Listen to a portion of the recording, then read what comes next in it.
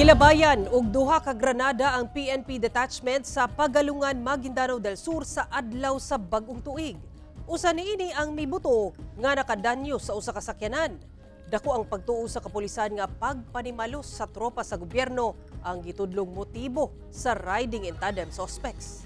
Ang detalye sa report ni Efren Mamak.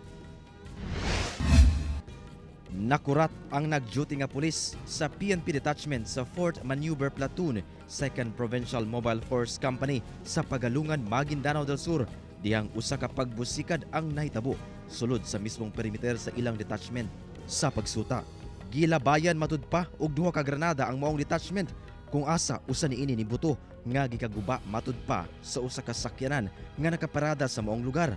Hinuon wala kunoy samdan atol sa hitabo. Yung isang sumabog na Canada ay Mark II fragmentation hand grenade.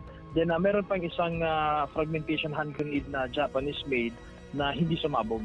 Sa investigasyon sa kapulisan, nakasakay matud pa sa duha ka mga motor ang mga sospek. Posibleng panimalos kuno ang motibo sa mga sospek tungod sa sagunsong operasyon sa kapulisan, batok iligal nga droga og loose firearms.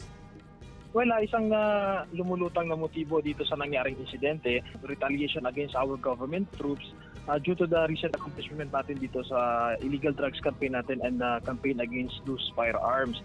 Padayon ang hot pursuit operation sa otoridad batok sa maong mga sospek. Efren Mamak, 1 Mindanao.